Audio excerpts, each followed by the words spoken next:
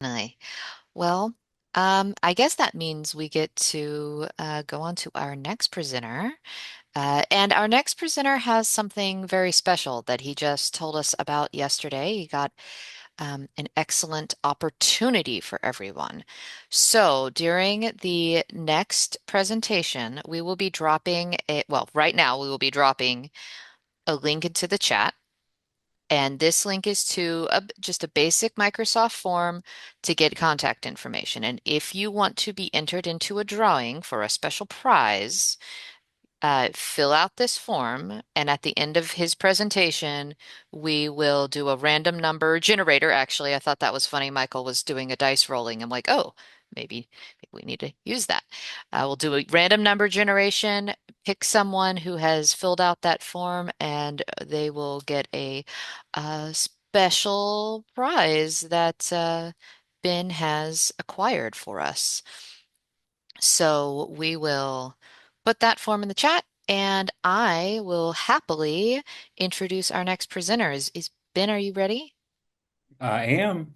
Okay, well, our next presenter, we have Beyond the Code, fostering literacy, s- independence, social skills, and independence with KaiBot Robotics, presented by Ben Davisson. Take it away, Ben. Good morning, everybody. Am I sharing my screen with you all? Is that what I need to do? Yes, you should Yes, share screen. Okay. please. Sorry about that. All right. I'm in a webinar room here. I'm trying to, which Oh. desktop am I going to share with you all? My name is Ben Davison, statewide visually impaired and deafblind specialist out of ESC Region 11 here in Texas. Let's see. Y'all bear with me. I promise I have done this before. When you get into these fancy rooms, it actually sometimes overcomplicates things. I follow you. Open system settings. Let's see. Okay, well, I'll go ahead and go through here while I am working on this. I came across Kaibots at one of our workshops that we had at the service center last year, and watched how my students and all the participants that we had interacted with these. And I was thinking, these are really cool coding bots. How are our students going to have access to these things, and what are they going to do for us? Well, I'll tell you one thing, these tools are durable. Our kids are not the easiest when it comes to tech. They have to explore them, things drop, they lose um, kind of, contact of where they are. And these things took a beating and kept on ticking, so to speak. So sorry, I'm typing and this isn't me. I promise everybody, I'm usually very prepared, ready to go. You're fine if you need to take a pause to get that. Your Yes, give me just 1 second here. no problem. I hope this isn't the theme for the day, though. It is technology, but maybe Mercury's in retrograde. I don't know. Is it allowing you to share or does it?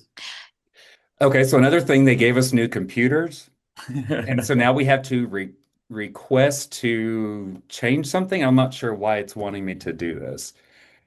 It. Do y'all by chance have my presentation? I think Stephanie could pull it real fast and I share if can. that would work for you. That would be awesome. So I'm not leaving I can. everybody in the dark. Awesome. Thanks, Steph. Let me just bring it up here in PowerPoint and I will share my screen.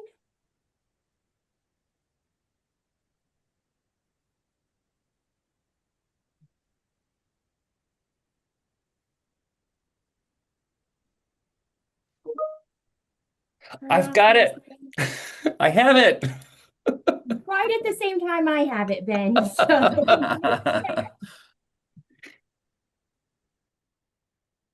I say that. Okay, allow. Yes, please. We see All right, it. everybody. Can you see my screen? Yes, we can. Thank you. Yay, I did it. See, with technology, you make mistakes, but you learn, right? Problem solved. Yes. So here I wanted to show everybody in our field really what these coding robots can do for our kids. Coding is awesome, but these also we have literacy skills, working on social skills, and I'll get to that in a little bit. That's a really fun part. Braille readiness, definitely O&M, orientation and mobility, and STEM with our kiddos. And all of this covers all the ECC that we go through. Um, they support Braille. They have Braille on these cards for our students. And our students who need large print, they have the files that you can download and print large print on your paper for the students.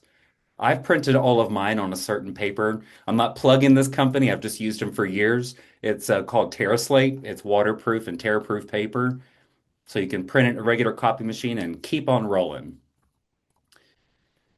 So KaiBots, they're multisensory. Robots, they cover, again, our literacy, O&M, definitely social skills. There's math, there's science, and the ECC. Anything you can think of, these KaiBots will do for our students. Well, most of our coding tools rely on a screen for everybody to kind of see what's going on in their next steps. KaiBots bridges that gap. Like I was saying with the braille on the cards, but they're tactile and they have the audio tools attached to it. You can hear when it's trying to turn and go in the other direction. It's almost like a car blinker, a little tick, tick. Students with low vision can see on the screen on the robot, they can see on a screen on their tablet or computer that's connected. If they make a mistake, it makes a fun little sound in the students. That's their time to work with each other and let's move on and figure out where our mistake was. So here with the literacy development, Braille reading, like I was saying, sequencing, they're tracking the print, and the comprehension skills that they gain through this. Kai Education has two separate tools that you could purchase to go with these robots that I found very interesting when I was doing my training.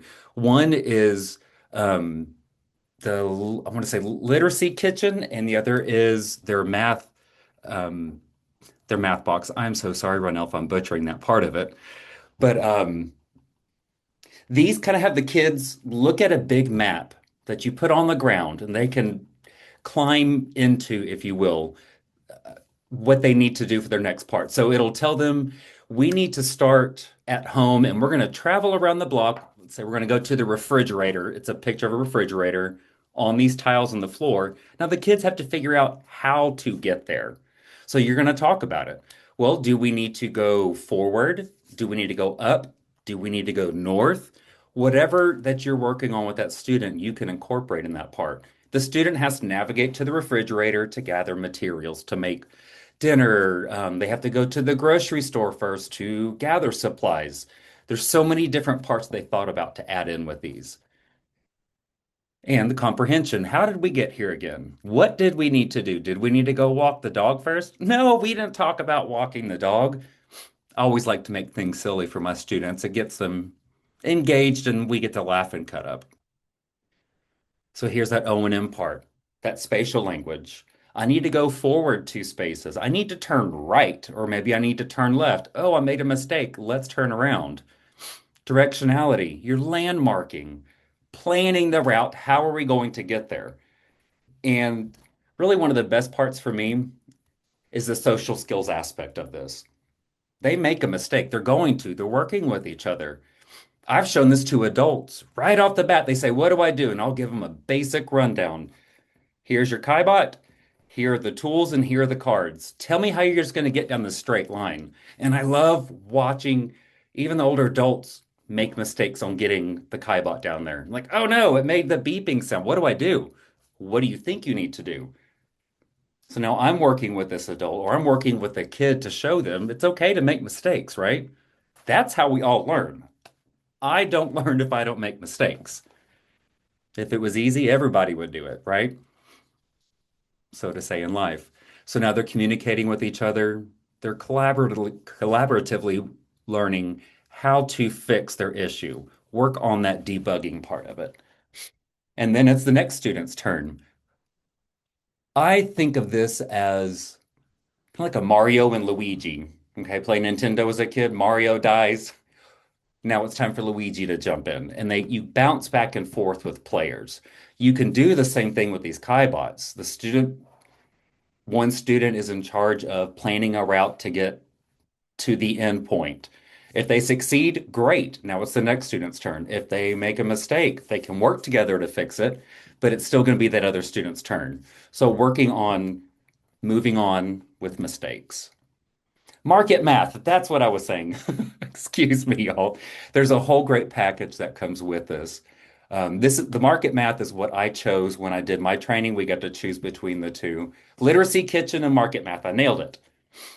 But all the different cards and the fun ways to for these Kaibots to really they express themselves on their emotions. These students can decorate the outside of these Kaibots to make them more tactile. They have bumps on top that remind me of Lego pieces. And they have things you can stack on, or the outside cards that you can tape to the outside or glue, whatever's easier for the person working with it. Make it their own robot. So force and motion, sequencing, there are different variables. As you go through learning more about these Kaibots, one thing I really loved on when you have the screen version of it, you can put little oil slicks down in the path that the student needs to go. So they have to figure out how to avoid hitting that oil slick. I'm going to take it back to Mario.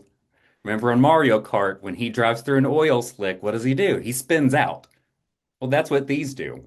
So you have your tiles set up and you navigate it to go a certain way. You can see the KaiBot driving over. There's an invisible oil spot on the tiles, but on the screen you can see it. And when he hits it, he spins out and makes a fun noise. Again, engaging for these kids. And the big part about these for everybody in our field is covering the ECC. KaiBots allows us not just a fun way to teach all of these skills and to teach coding, but it's more interactive than handing them a piece of paper or just one piece of a tactile object to explore. You can incorporate all of those things you normally teach and now make it even more engaging with robots, computers, anything with technology. Our students love it, and this kind of helps lead into if they're Braille readers, a Chameleon, a Braille Note Touch, a Monarch. But for our low vision students, it also leads into screen readers. How can I have access to this more on a screen? Well, let's work on these skills and see how we can participate and have fun with our peers. I kind of flew through that pretty quickly, everybody, but I'm hoping there'll be some questions out there.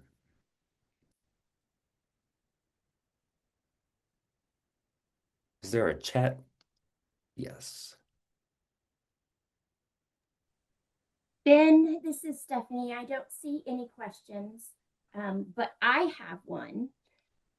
What age ranges or ability levels would you recommend for the KaiBot? Age ranges depending on the student. I mean, I could see as young as 3 or 4 years old working with an adult. And I'm not saying my age, but I'm up there and I enjoy learning about these. There's so much more that I haven't been able to dive into. So I'm trying to learn all I can about, the basics and how to get this out into our students' hands. Um, any and all age ranges, really. Supervised with a parent there for the younger ones. And developmental level, that's really up to the teacher, up to the parent, whoever's working with them on this. You can just do basics. We just need to go in a straight line. You can bring this down to all different levels or up to higher levels. Great question. Ben, do you have any, you mentioned the math market and the literacy kitchen, but are there other resources for lesson ideas? Oh my goodness.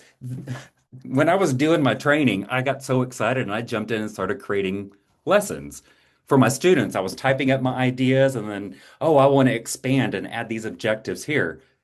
Kai's Education has so many lesson plans already out there. I'm sitting here trying to reinvent the wheel, and they have it there already for you. If there's anything that you need, you could always go back in and edit what you have. They have those tools. For the higher learners, they have another set called the Kai's Clan. I have not experienced those yet, but it's higher level thinking. They look like the images I've seen online are like bulldozers of sorts, like just larger robots. Those seem awesome, and I'm excited. Want to get my hands on some of those to explore with. But their resource pages are wow. That's all I have to say. Just wow. Go on there, check it out. There's images. They walk you through everything. I was trying to save a few to show with students, and I thought, I'm going to run out of space here on my computer if I keep saving these. Ben, someone dropped in the chat the link to more about KBots from our resource page. There was a Yes. question in the chat, I think, for you. Let's see, she was asking if you were just starting with this, would you order the intro pack or the singular pack? And when would you order the advanced or the braille cards? Funny story on those Braille cards. So I ordered a set of these. So I ordered a set of five with the wireless docking chargers. The Kaibots will take themselves over and charge at the end when we're done. I ordered all of these, one for each of the 20 service centers we have here in Texas, and I forgot to order the Braille cards with it. So I'm in the process of getting those. But if your student is reading Braille, order those Braille cards when you order your set. And how many to order, depending on how many students you plan on working with. I would personally start with a set of five and definitely do those wireless chargers with the Braille cards. Great question. And yes, Ronell put in there more info about KaiBots. There's jumping right in. Thank you for your help with that. Yes, order those Braille cards separately. One thing that I really liked about playing with the KaiBot was the Braille cards. You can really work through the sequencing of the code, scanning each card with your little cube guy, and then if you're connected to the app, it'll say, "Oh, there's an error." That code won't run, and you can physically move the cards around, and you got that kind of kinesthetic aspect to it. Aren't these awesome?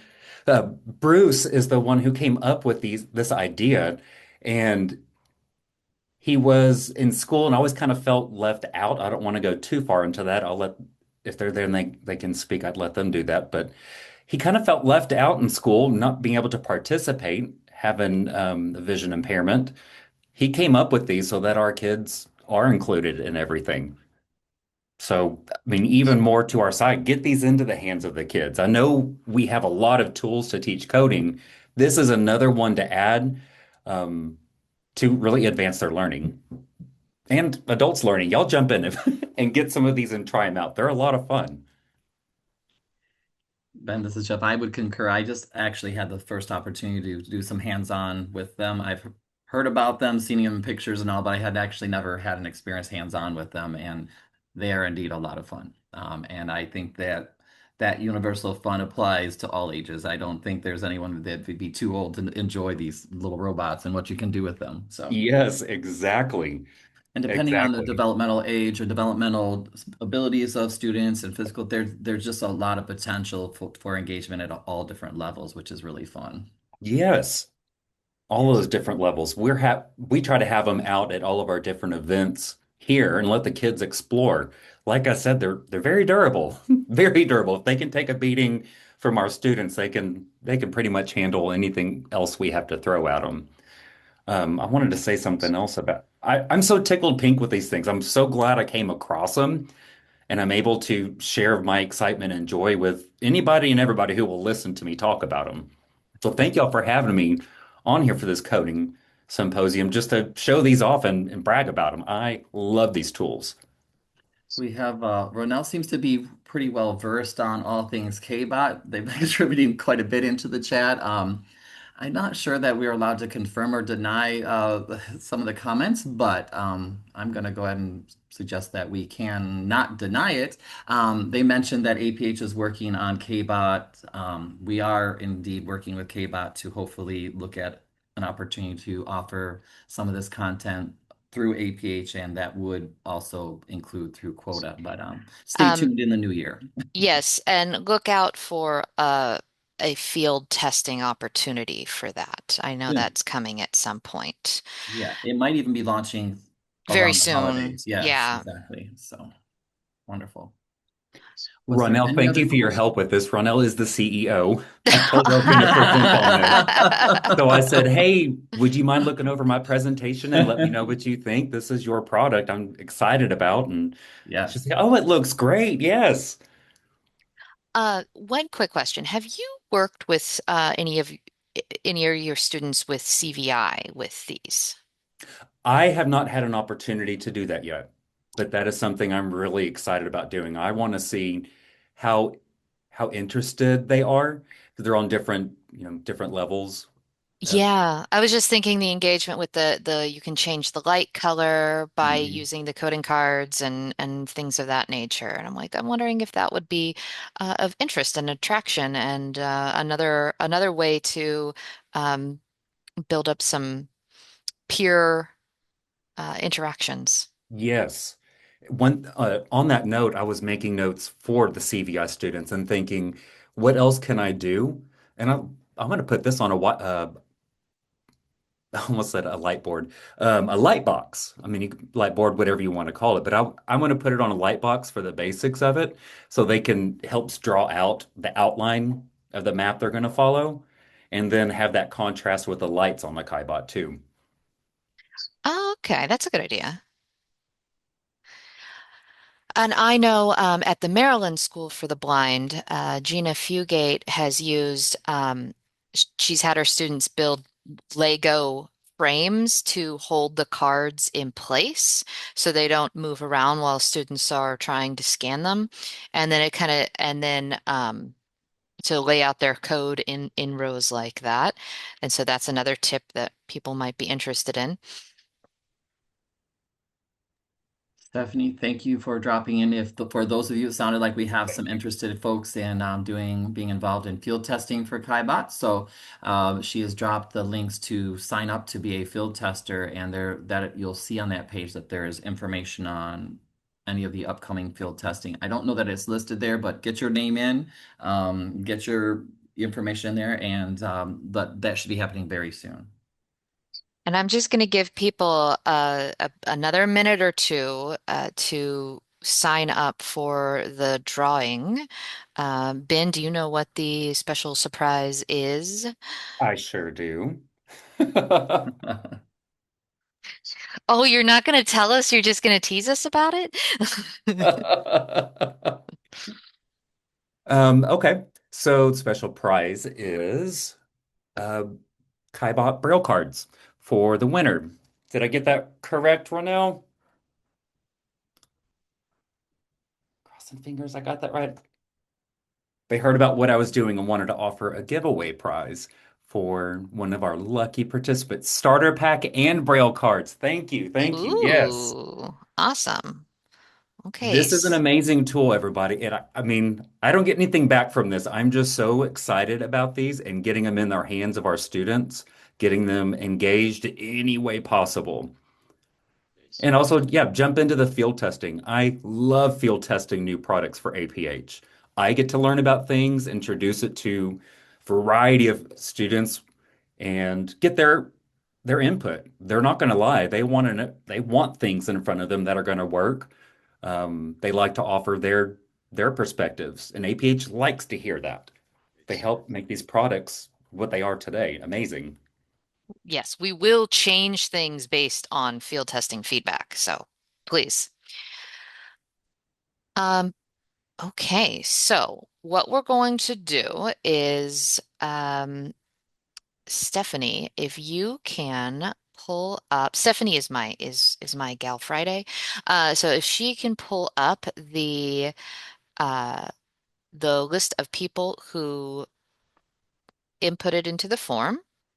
And um, I have a random number generator. Where'd it go? On my phone. And I'm just going to tap until random numbers until we find one that is the same number as someone in the drawing form.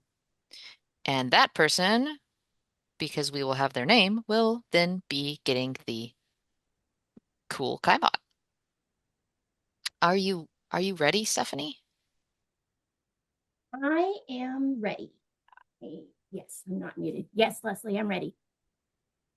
How about 55? We have less than 20 people who are signed up. So are you able to set your number generator to a certain amount? Yeah. How about 18? 18. Do you want me to announce the name? Sure. Yay, let's All see. right. Leslie Edmonds Woo! Oh. Ah. with Washington School for the Blind. Actually, technically, she's with Cat. CAT. Lucky, lucky. Very cool. You're going to love these, I promise. Absolutely. Absolutely. Okay. Congratulations, Leslie. Yeah, excellent. Thank y'all for having Okay. me. Yeah. Do you have anything you'd like to wrap up with, Ben? Can I share how excited I am about having these tools out in the hands of our kids? I think you've done that, but That's all I've got. Thank you, everybody. Thank you.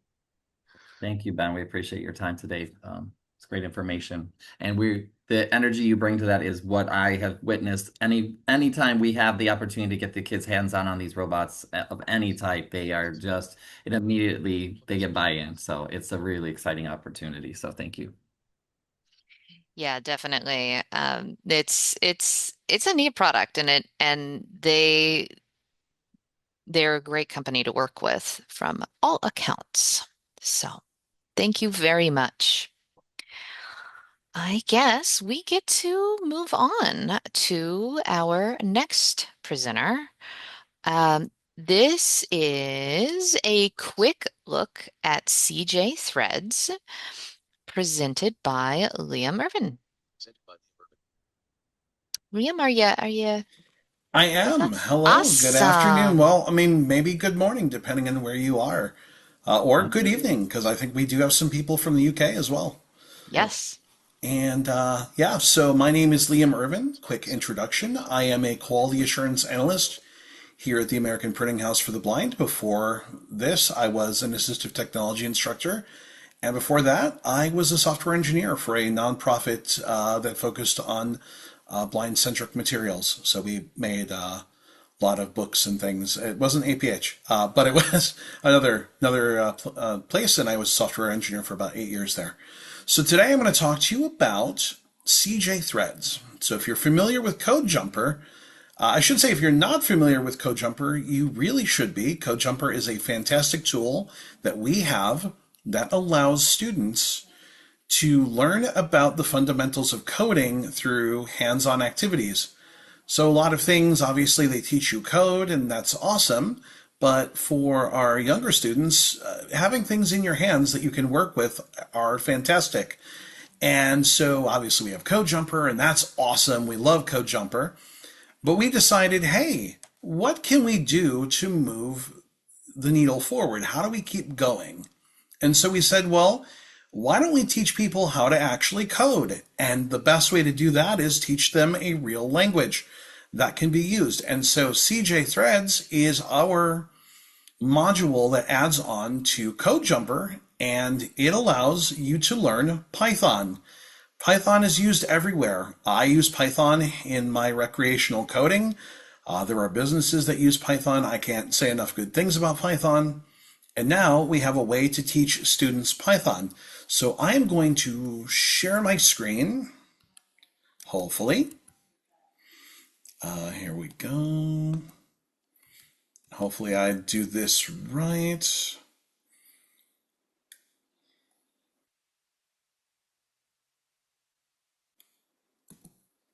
F6 to switch between There open Zoom we windows. Code go. jumper. Code window edit. Contains text. Can everyone see Show that thumbnail video. okay? Is Select. that, I might need to maximize it. Participant. Oh, Iris screen sharing meeting. Code jumper. there we go. Content leaving menus. Code with. Jeff, are you able to, like, Jeff or Stephanie, Yeah. is that showing up? Yes, it's on screen. Oh, perfect. And hopefully you're hearing JAWS? Yes. Yes. All right. So this is CJ Threads, and CJ Threads has a number of different controls. We have a coding window, we have an output window. At the top, going across the top of our screen, we have a toolbar with commands such as open, save, export.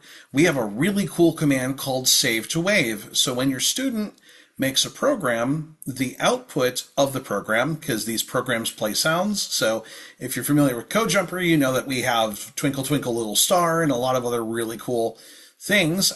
Your program can be saved to a WAV file that they can share with their teachers or other students or friends or parents, what have you.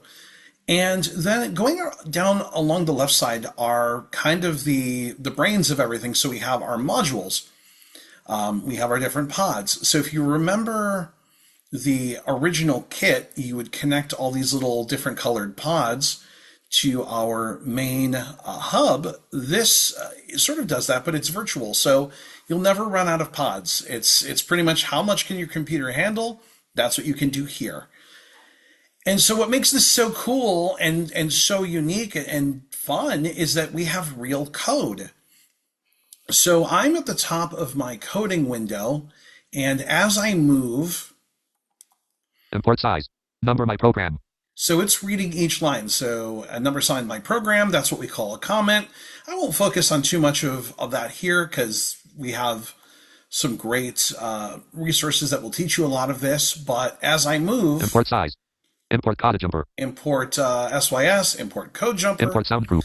import sound group. This is all real code. So the code that you're seeing on screen actually works. This isn't like magical code that only Code Jumper reads. This is, you can take this code, and as long as you have the libraries available, you can use this in Python itself and have a workable program. In fact, we have the export function at the top. We'll export everything you need so that your advanced students can go and edit in Python, so in Notepad or whatever the IDE of choices, maybe JetBrains actually. So hey, there you go, tying it together. Import sound player. Import constant. So as I move down, From random import range.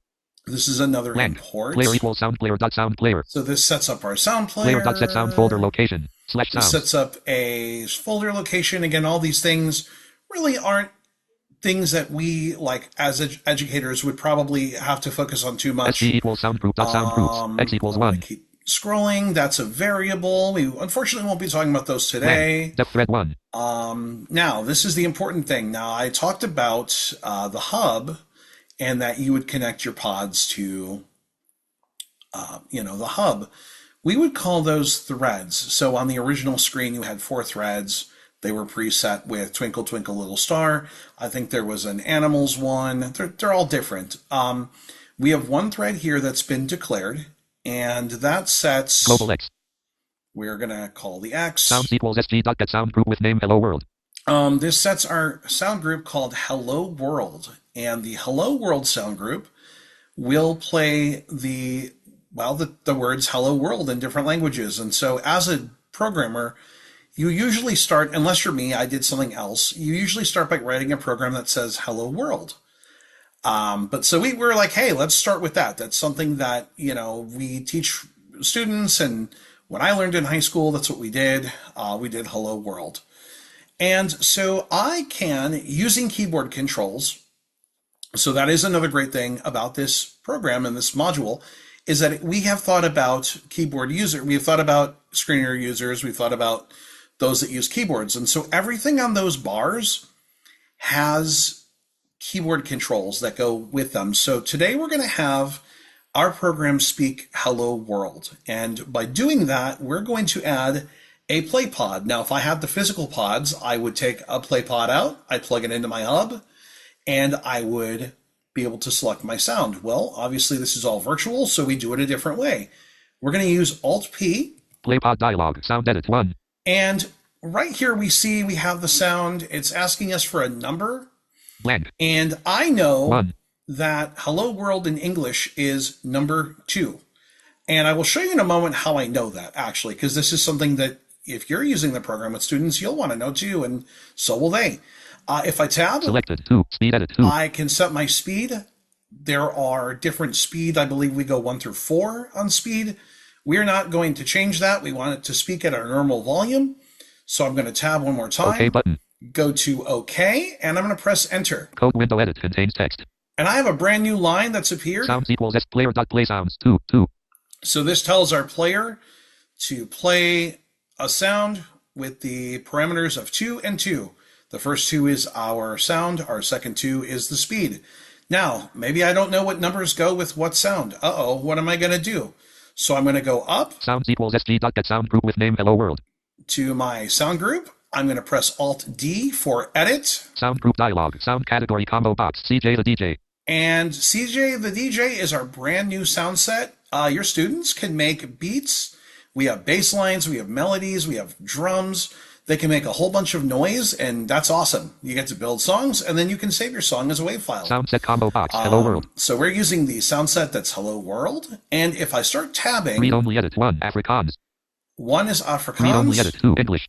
2 is English. Read only edit So 3 French Canadian. these will show you all of the sounds that go with each set. So you're not having to remember what all the numbers are. You can look them up, which honestly, I mean, I've been working on this project for a while. I forget what all the sounds are. So I want to go back and go, oh, that's what that is. Cool. Read only edit 6 Mandarin. We will Read only set, edit 7 Portuguese. Read only edit 5 Italian.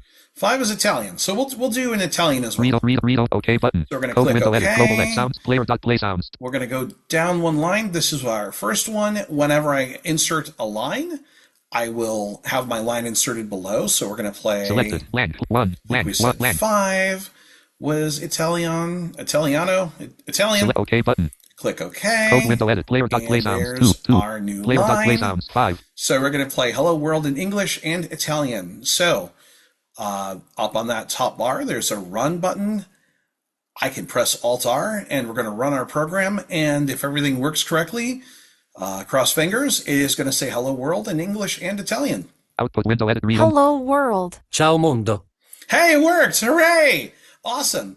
And it moved my focus to the output window. So as a screen reader user, I can read all this text that's there.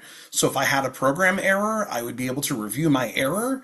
I can hit Shift F6 or F6 to move between the different sections, much like you would in Microsoft Word or any Office program or in Windows in general. So Menu bar home button alt followed move by me H. to the menu bar, and you'll notice that I did talk over it. I apologize, but you'll notice that it said menu bar home. So it will tell the student where they are in the program. Toolbox play button alt followed by P. So it moved to the toolbox, and each of these controls will speak out loud to let you know what it does. We also have a control to toggle line numbers. Code window edit contains text. So I'm back in my code. If I hit Alt-L. Selected 1 loop pod dialog 1. Oh, that's window. loop pod, sorry. 018. There it is, Alt-N. Sometimes I get my numbers confused.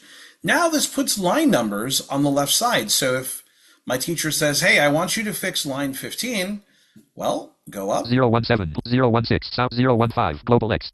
And there's line 15. That is the major stuff that we can do in this program. We have access to things like loops, if, then, else. We've got variables. We've got comments. We have a lot of great things.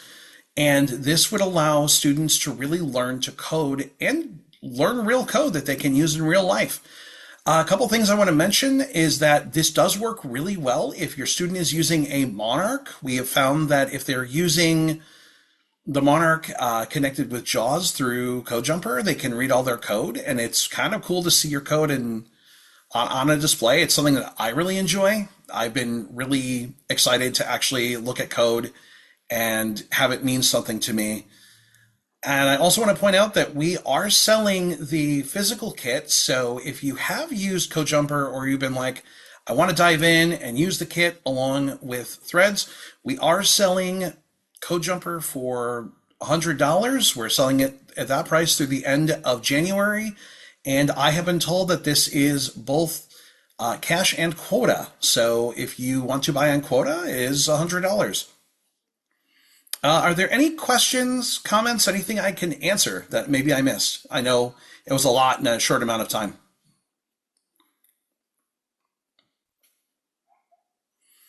And if somebody wouldn't mind looking at the chat, sorry, I should Yeah, have said that. it's okay. I just dropped into the chat the CJ Threads link and Oh, thank the you. Code Jumper page. Yes, and so CJ Threads, by the way, is a free update. I did not mention that. You would just update your code jumper in the Microsoft Store, and there will be a button that helps you install the CJ Threads runner. That is a free update. So, hey, if you already have code jumper, you can get that. That's not anything extra. I might have missed this, Liam, when you were talking, because I know, Code Jumper has your preset sound sets, but when you're working in the CJ Thread side, is there the ability to create novel code and different sounds? Yes, so you can, in the main screen, you can actually do custom sound sets. So I actually had for a while, I had a sound set that would play Go Cubs Go, and I had split it into 4 sections because I am a big Cubs fan. So I actually had it playing through Go Cubs Go, and you could do any custom sounds you want. At the moment, if you export your program using the export button on that toolbar or on the menu bar, we are not supporting custom sounds. I do believe that you could add them and the program should read them. I have not tested this because we were told like, hey, custom sounds may not work, but they may. Your experiences may vary. Could you give us an example of what someone might export and then how it might be used? Sure. So let's say I wanted to um, build a multi-threaded song. 01. I don't know if I can build it really fast. It might take a few minutes, but if I were to build a song, so I have one thread here, and I guess I could export mine. We could export the English and Spanish. But I would say I'd use it for if I want to make a song. You could use a loop and then add onto that. I should have prepared a multi-thread demo. I apologize. No, that's okay. So if let's say you made a song and you exported it and did you say that would be a WAV file? Yep, it would be a WAV file, and then you So could copy it into an any, email or put okay, it in and then OneDrive anybody or who could play a WAV file could. sure, and you could Okay. play it on anything. So they wouldn't need the program. They would just get a WAV file and they could play it in Windows Media Player or whatever Windows comes with now. Okay, cool. Yep. Is there a limit to the size? We limit the music at 3 minutes. Since waves are large, that would be about 30 megabytes. So we don't do MP3. We're not doing anything like that. So it can get a little unwieldy. I mean, it's 2025, so it's not like it was in the 90s where a WAV file would take probably 3 hours to download on a modem or something. But Yeah. it's crazy when you think about how this stuff has changed. But yeah, so we do limit it to 3 minutes. Okay, that makes sense. I also wanted to clarify. So I had dropped 2 links. The CJ Threads Code Jumper link takes you to the actual Code Jumper webpage. I don't know if we want to Green expand sharing on that link because controlled. it is different than our products Sorry about page, that. which is the second link I dropped that takes you if you were interested in actually purchasing it and has general information. Could you tell us a little more about what folks can find about the Code Jumper website? Because I think it's one of our better examples of support. Sure. So the CodeJumper website has a link to CodeJumper, I believe, in the Microsoft Store. It's got the download for what we call the interpreter or the runner. We also have links to a couple lessons to get you started. And I wanted to let you know that, we are always wanting to hear how educators are using CodeJumper. And so if you have developed your own lessons or your own content that your students are enjoying, we would love to feature them, and you can email technology@aph.org. That link is also on the CJ Threads page on codejumper.org.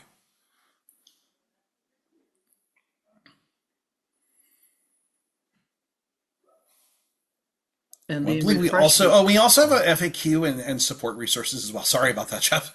No, that's okay.